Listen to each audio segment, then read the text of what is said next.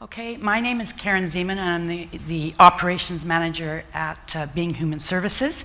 And I started with Pam and Peggy when we started the company in 2011, 2012, right somewhere in there was when we kind of started all that.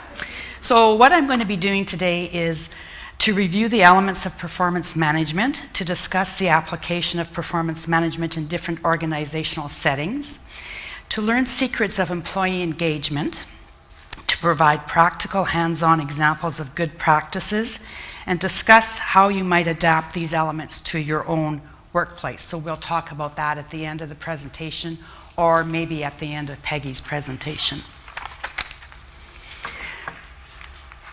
So I'm going to go to my background. When I was asked to prepare for this presentation, I went back in history and found the performance management tools that the process I went through when I worked for the Government of Canada, for the federal government. And it was very formal, it was regimented, it was a unionized environment. That was the process. And what happened is I still have some of those, well, I do have all of them. 6 to 7 legal, the document was 6 to 7 pages of legal documentation. And the only input that came from me as an employee was a small amount on the first page.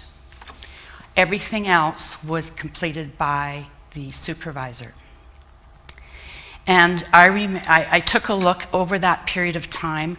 I had 4 or 5 different supervisors, 2 different managers, and what I saw in that performance appraisal was that one individual basically stated I could walk on water. Okay, I got the 7s on that one all the time, and I'm going, but I wasn't that good, okay, is what I'm thinking.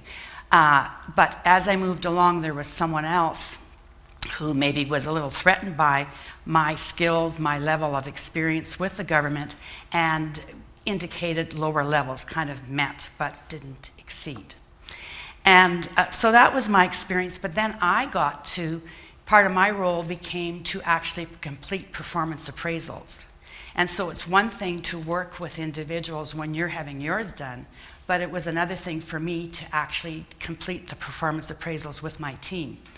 And because it was a heavy unionized environment, it first went to my manager, so she gave me feedback, and we used to tease her that she had a red pen, and it didn't matter who you were. You saw she corrected your written work with a red pen. We were all okay with that. But then it went up to our head office in Edmonton, and they gave us feedback as well. And I remember one individual that I had to complete a performance appraisal with. I didn't have that many years of seniority. I was probably in the operation for 3 to 4 years, and I was completing performance appraisals on individuals that had been in that department for 20 years, 20 plus. So it was difficult to kind of give them the motivation and identify areas that they needed to improve upon. And I have to say that I liked the process because regional office used one of the performance appraisals that I did as an example of how you motivate people to, here's an issue, how do you take them to the point of looking at making changes or improving on their performance. Then I went to a nonprofit organization, and there we had 200 employees. Pam talks about that as well. And it was formal but more flexible, and there was employee input. And what I have to say about that process, that it changed. And it started out on a scale of 1 to 5, but then they changed it, Pam, and they changed it on a scale of, it was 3. There were just 3 areas. And when I left, it was interesting that it went down to, rather than having this standard form completed every year, if you'd been in the position for 5 years plus, or with the organization for 5 years plus, and in that position for 3 years, it was just a narrative that was written. Again, there wasn't that much input from the employee. It was much better than with the federal government. And it was kind of from the point of does not meet, meets expectations, and then exceeds expectations is kind of how that was. So do people have that type of system in the performance appraisals that you're doing? I'm saying no, okay. Well, I have to say that when I started with being human services and I became the operations manager, it became part of my role to do performance appraisals with the staff that we had. And as Pam said, we have a limit, 10 staff. And I'm thinking, okay, I know I didn't like the federal appraisal.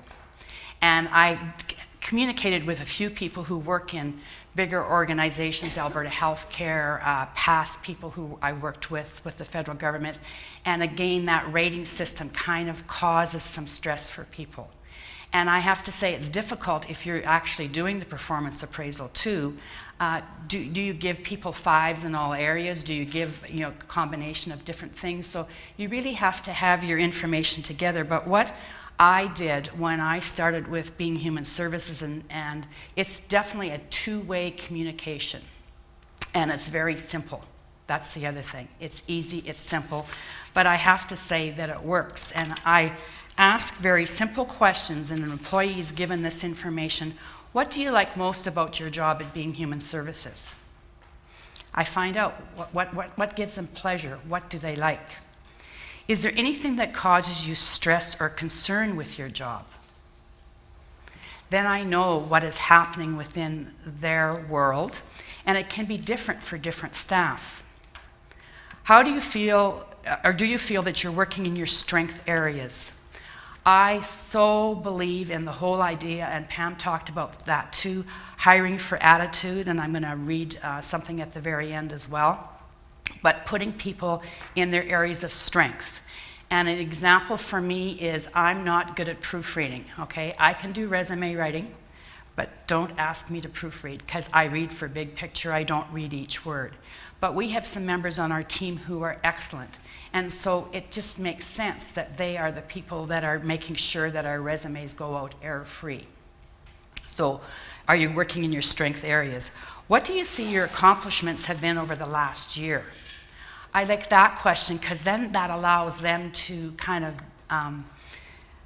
say what they appreciated, what they enjoyed. But the other thing that I do is when I am supervising or when I see that someone is, when I catch them doing something good, and I'm going to talk about that a little bit later, I make sure I either recognize it by, hey, good job, or sending them an email. And I have a file on each employee, and it's nothing that is negative. I just throw stuff in case I forget. Okay, so it's just a reminder type of thing when people do well.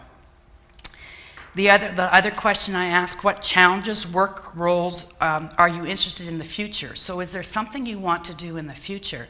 And this is where I've seen people who have maybe worked one-on-one with individuals, or maybe it's our receptionist out front say, yes, I think I'd like to do more accounting or more of the bookkeeping.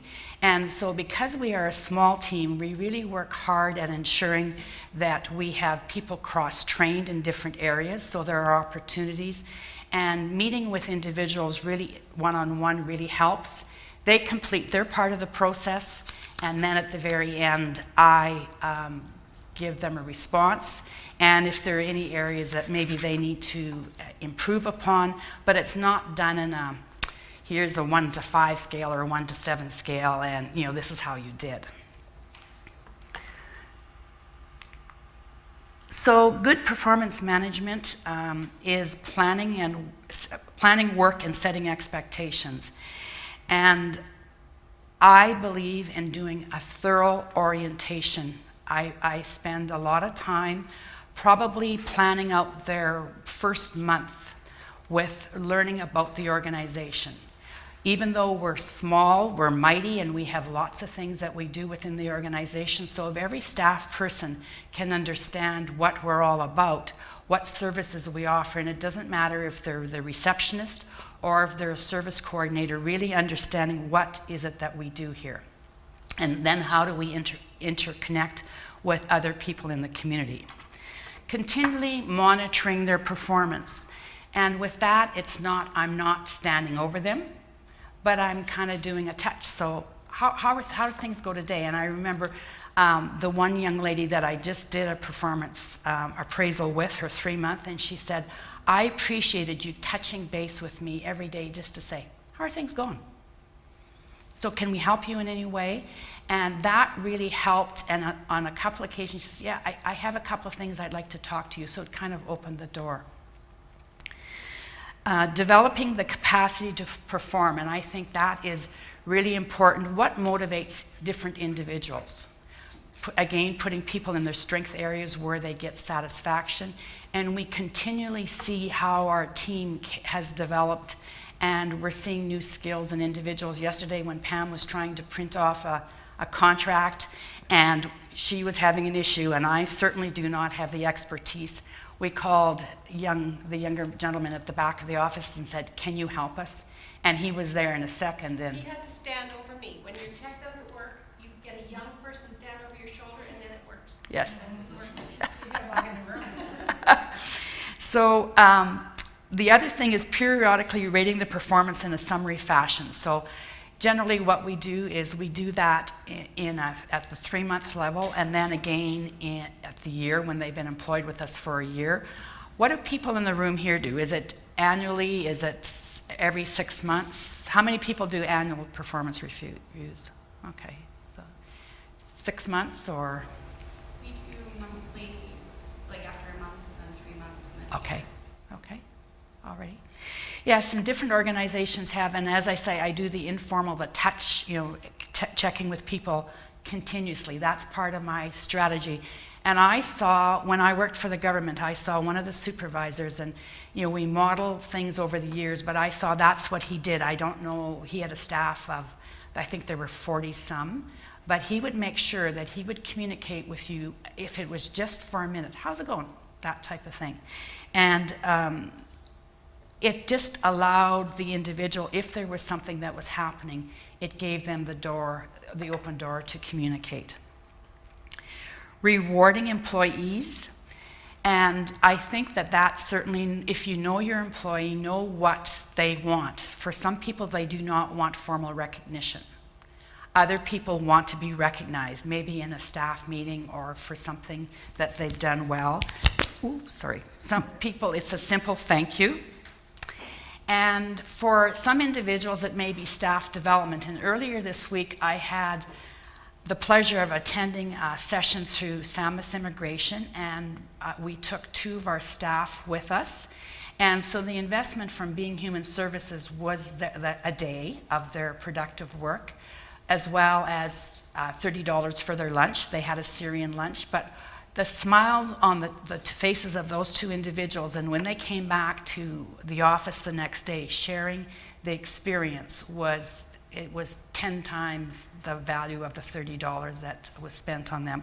So that was a real opportunity to reward them. So finding that merit, a raise, everybody likes money. Special projects, and this is where I'm so pleased as well with people when we submit proposals, and people will say, can I do that one? Can I take that one on? So I'm really interested. That's what I'm keen about. So, and maybe a promotion would be the other thing. Okay, so be job specific, covering a broad range of jobs in the organization. As I say, our organization is flat, and we do cross-train, but I remember when I worked for the federal government, we used to have, it was kind of, you looked at knowledge, abilities, and then personal suitability. And we quickly learned as we did customer service training, and we flipped that upside down, and we put more weight on the personal suitability, so that people were suited to the position that they were hired for. And that's what we really look at Being Human Services, hiring for their attitude and their skills, and how will they fit into the organization. Align your organization's strategic direction and or culture. Pam spoke about that, so where are you going? What does it look like for you? And it should be practical and easy to understand. And this is a reference from the hrcouncil.ca, which you can see up above. So the next slide, provide an accurate picture of each employee's performance. That is something that I think is really important. What are their strengths? What are the areas that they maybe need to enhance, improve upon? Is there training? And include a collaborative process for setting goals based on two-way communication between the employee and the manager. And I've used the conversation, I used it in my job prior, and I use it now at Being Human Services. Let's talk out loud. And I will have staff come to me and they say, can we talk out loud? Can you come to my office and can we talk out loud? And frequently what it is, it's them having an issue or a concern, and they're not sure how to handle that issue or concern. I don't solve the problem, but I give them suggestions or ideas, and usually it ends up with, thanks, now I know what I'm gonna do. Okay, so talking out loud, two-way communication has been a really positive thing in our environment. Monitor and measure results. So what are you going to accomplish? And what are the behaviors? How are you going to do that? So that depends on different positions that we have within our organization. We have some individuals that are out there marketing, and there are job developers. And they have a difficult job. It's hard to know how many hits they're going to make, how many employers are going to see, how many people get placed into the positions. And we're just going through a process now trying to maybe enhance, and so they can see what their successes are in a day and in a month and in a week type of thing.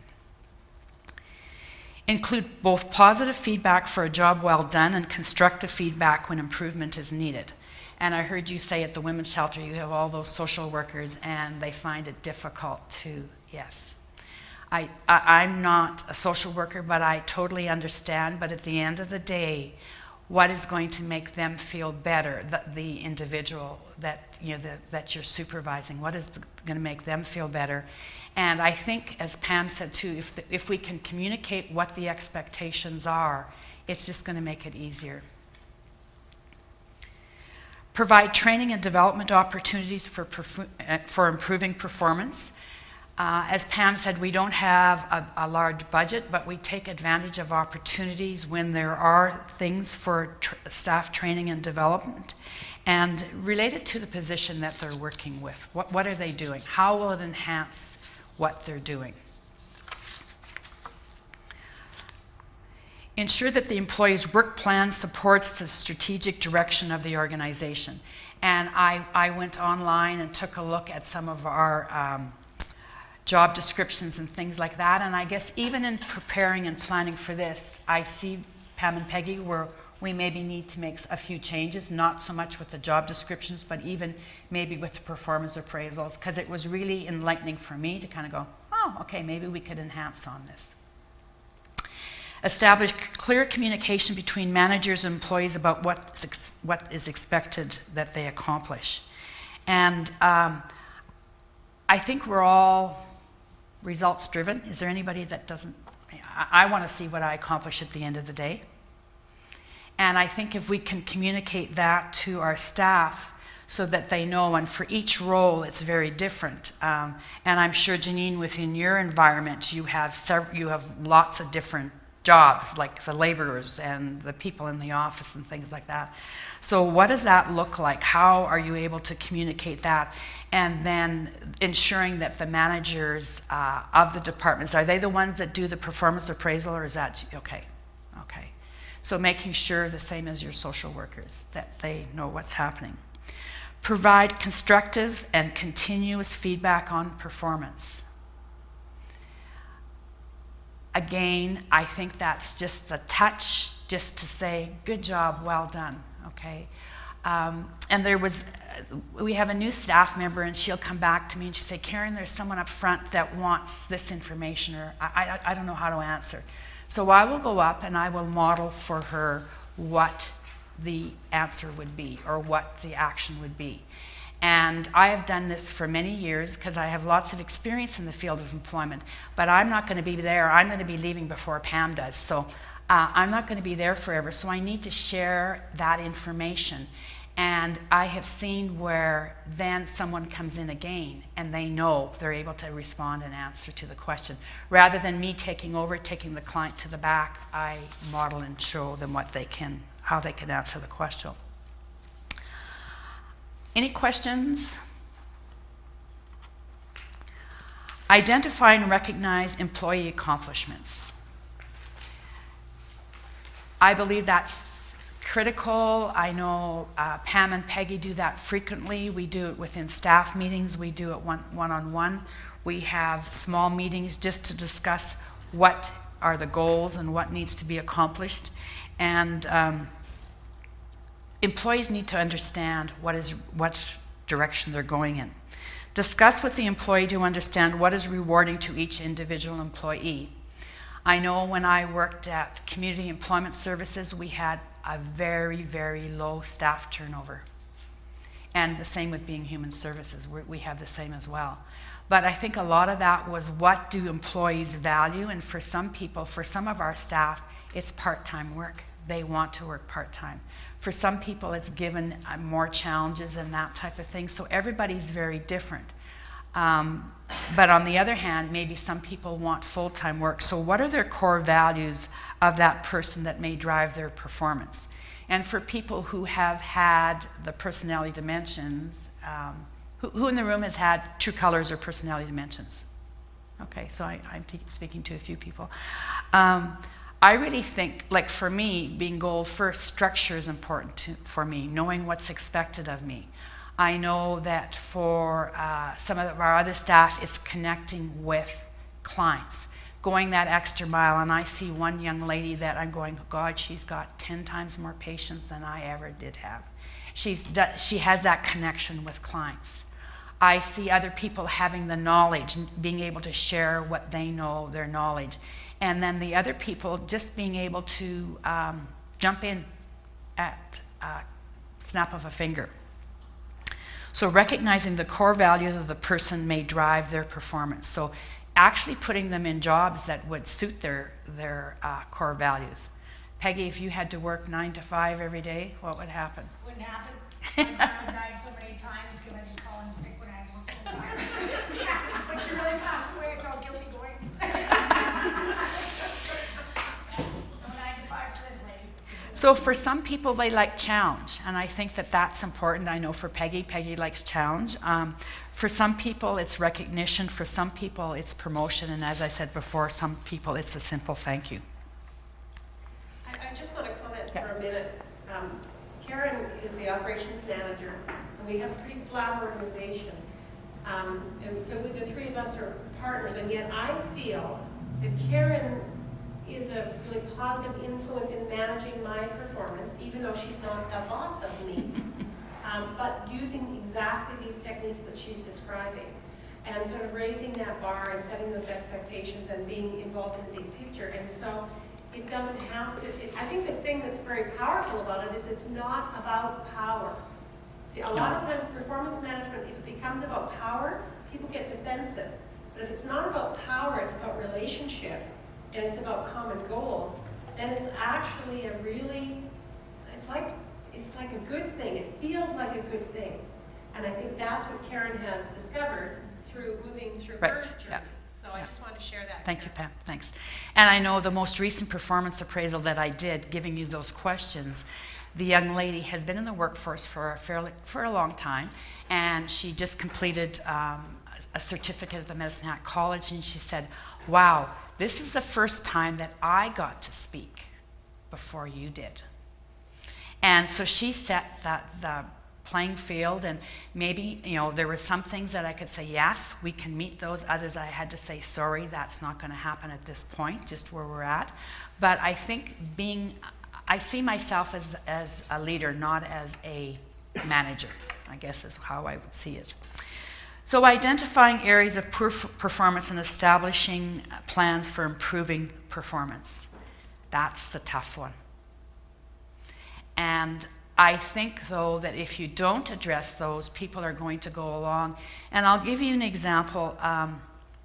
Just recently, one of the staff was having some issues, and I sat down and just said, so I think you're really overworked, aren't you? Because I could just see the mountains of paper on her desk. And she says, yeah, and she's the one that spends the extra time with the clients. And I said, how about we kind of cut back on some of your work to allow you the time to get organized and get your work done and feel like you're back in control again. And there were tears kind of, and she's going, okay, that would be so good, thank you. So it was just a matter of recognizing that it was just a small thing. So, and I know that it changed things for her. She was able to get back in control because she's the type of person that will take on jobs and take on jobs and take on jobs. And it came to a point where she was overloaded and she wasn't being effective. And so, you know, sometimes it may be, I know in the past, I haven't had this at Being Human Services because our team is we have a fantastic team.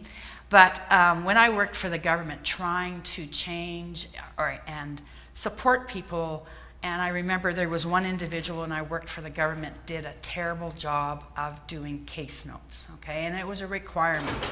And so kind of working with this person, then I would check in weekly to say, so how's it going? Have things changed for you? Support staff in achieving their work and career goals by identifying training needs and development opportunities. And there was, when I met with the young lady with her performance appraisal, she came up with a frustration. Remember I asked on that question, is there anything that causes you stress? And she said, I don't feel I'm giving good customer service because I'm doing this, this, and this. And things within our organization had just changed within the last 2 weeks. And so I'm going, yeah, I can see we have more walk-in traffic. We have more telephone calls.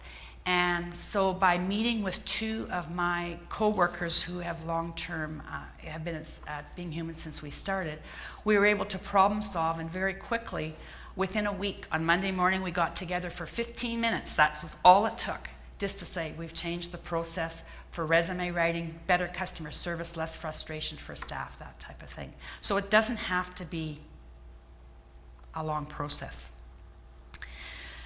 Support administrative decision-making about promotions, terminations, compensation, and rewards. And that's something that Pam and Peggy and I speak about frequently, okay? Is this person going to get a raise? Is this, what is happening with this information? Luckily, we haven't had to do any terminations. What are we going to reward? And I think that was Pam talking about the Christmas party and how things have moved along, how our team is being very frugal, and so that means that we can do other things with that money. I think if there's areas in, and I saw this when I was looking at one of the videos in HR in a Box, if there are areas where there are issues, you should be asking, is there anything else that I need to know? And they say asking at least twice. And maybe it's a personal issue, maybe there's a family member who's ill, maybe there's something happening in their lives that prevents them from doing the job like they've done in the past. So this is one thing that I picked up from the video, making sure that you ask twice and then attempt to accommodate the process. So it could be as simple as, I have to take my child to daycare and they've made some changes there. So how do I accommodate? So maybe changing the individual's hours, that type of thing. Provide legal documentation to demonstrate due diligence for legal challenges.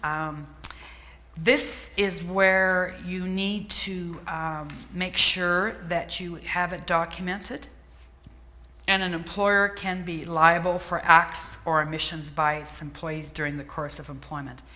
And I'm not sure what your organizational structure is, but I know that if that was something that we were coming across at Being Human Services, we would consult with, well, Pam has her designation, but maybe even with legal counsel or with a lawyer or something like that. So finding out if you do have to do terminations, making sure that everything is dotted, all the I's are dotted, T's are crossed. Okay. A performance management system works best when it's developed by, understood, and implemented by executive management and the employee. And I know going through the three processes, the federal government and then the not-for-profit and now with our organization, I think it's so important that employees know what direction we're going in, knowing what this performance appraisal, what purpose does it serve? Okay, why is it there?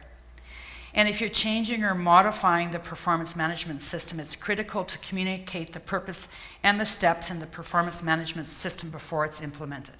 As I say, we're just doing something at work, looking at the results of what some staff do in their role, but we've discussed it, it's there, and they know the expectations. So, but it's not changing the system at all.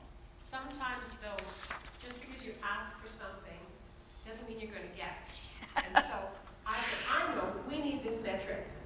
And so I sent out an email that said, give me this information. And I got an overwhelming non-response. And so this is a performance management thing. Well, I am, like I'm one of the owners here and I want this. It doesn't just always happen that way. They were just kind of hoping it would go away and they'd ignore it. So then, talk to Karen and say, okay, Karen, I know I demanded, well, I didn't demand it, but this is what I asked for. Sir. How do we make that happen? And so then we really had to go to performance management. What do these people need to get us this information? And they're really going to find a way to not do it. And that's going to create this kind of ultimatum where I say you have to do this, and you don't want to, and it can be a demotivator. So managing those changing expectations well is really important, because you think you're putting in something that might be helpful. In fact, it can really throw people off and then turn them off. Yeah, and so what we did with that, I went to the admin person and said, can you develop a chart that they can fill in? Then I spoke to each one of them and said, okay, we're now going to do it weekly instead of semi-monthly, and we're waiting, and it has to be submitted by Monday. So we'll see how that goes. So performance management checklists base the process on a well-written job description and job-related activities.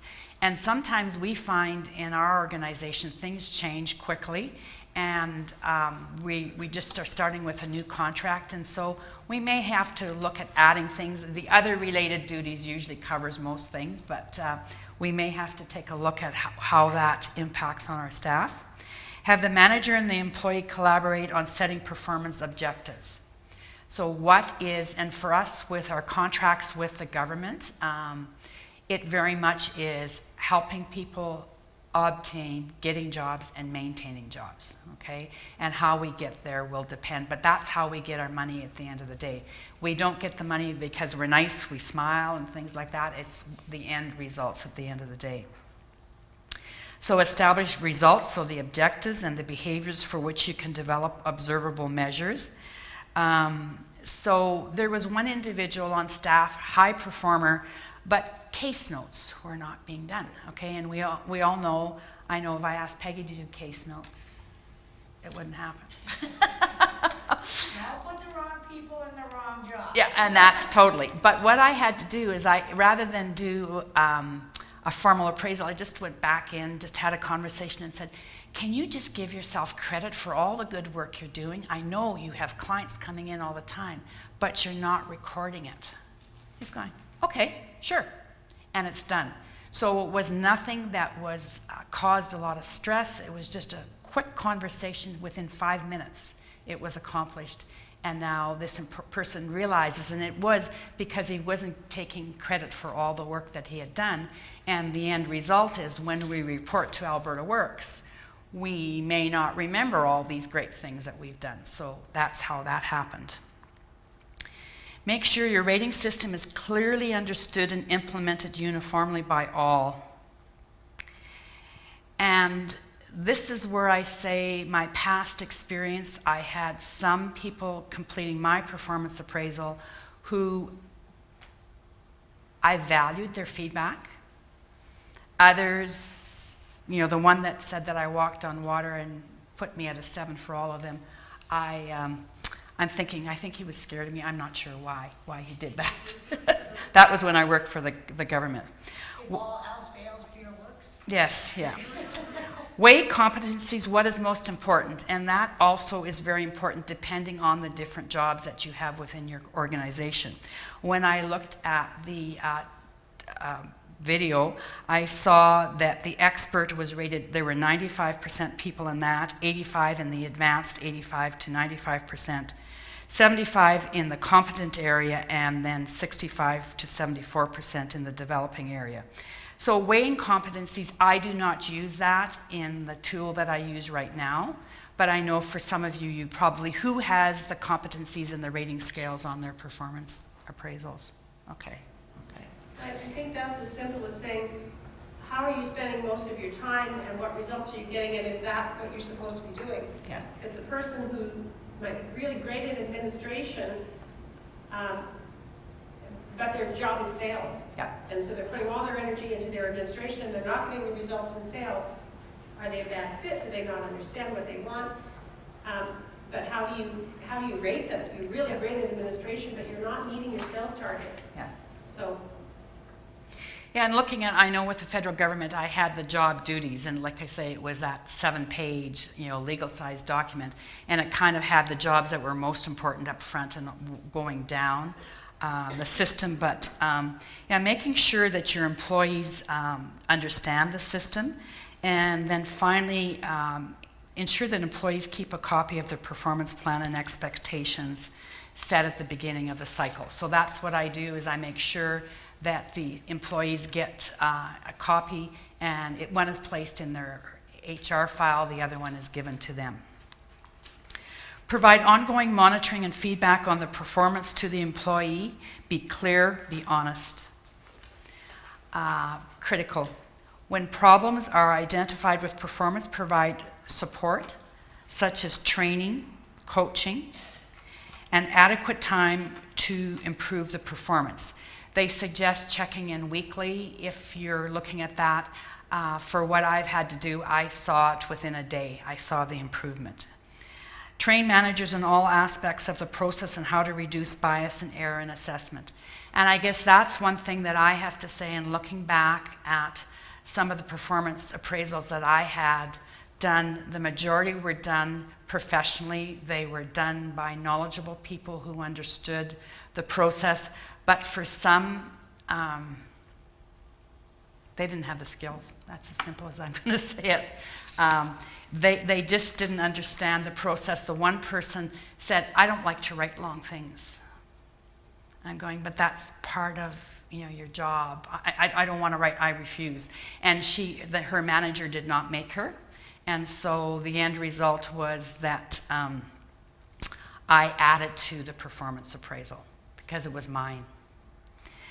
So ensure the performance assessment form accurately documents performance. If overall performance is poor, say so. And this is one of the tough things to do. But I think if you can work hard on that and move that person from poor to meets, I think your satisfaction, that employee's satisfaction, and maybe even trying to find out what is it that they're good at. Sometimes people are in jobs that they're not good at, okay? So finding out where are their strengths, where is their passion, where are their core values, and trying to put them in those roles. And the other part, do not make notes that you would not want the employee to see because the documentation may be admissible in court. So make sure that you're upfront with the employee, that you're not keeping little post-it notes somewhere on the side. Question? Periodically review the performance management process to ensure that it can be applied consistently and fairly, and establish an appeals process. So for me, the appeals process that I saw was adding documentation at the end of the when my performance management was signed off, and it was always observed by my manager. It didn't matter if I was with the federal government or if I was with the not-for-profit.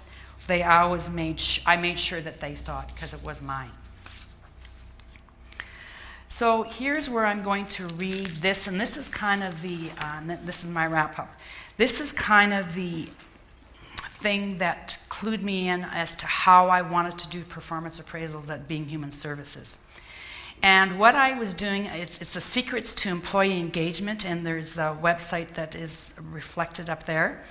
And I was reading this one night. I like to read before I go to sleep, and I was reading this. And I'll just read some of I brought the article if you want to see it. It says, obviously every business function is important, but unless there is employee engagement, business success will always be seen to be not to be able to reach it. So this individual she suggests 8 principles for building a strong foundation for employee engagement. The first one is hire for attitude. Hire people who exemplify strong character and positive attitude. Not only do these people work hard, they want to do well and care about the company. Skills can be taught, character cannot. Okay, so that is so important. I do have this. It's just a little photocopy from the Costco magazine, but it really spoke to me. And that's what I find with the employees that we have at Being Human Services. They very much buy in. Create buy-in. More and more surveys show that employees want to make a difference. They want learning and growth opportunities, and they want to be individual. And you want to be maybe want to be compensated fairly and have future opportunities for advancement. And so for us, we look at the compensation, but also the opportunities for advancement. Throw away the carrot and the stick. Cash bonuses are nice, but they often backfire. Instead of bribing employees into productivity, identify what really drives them.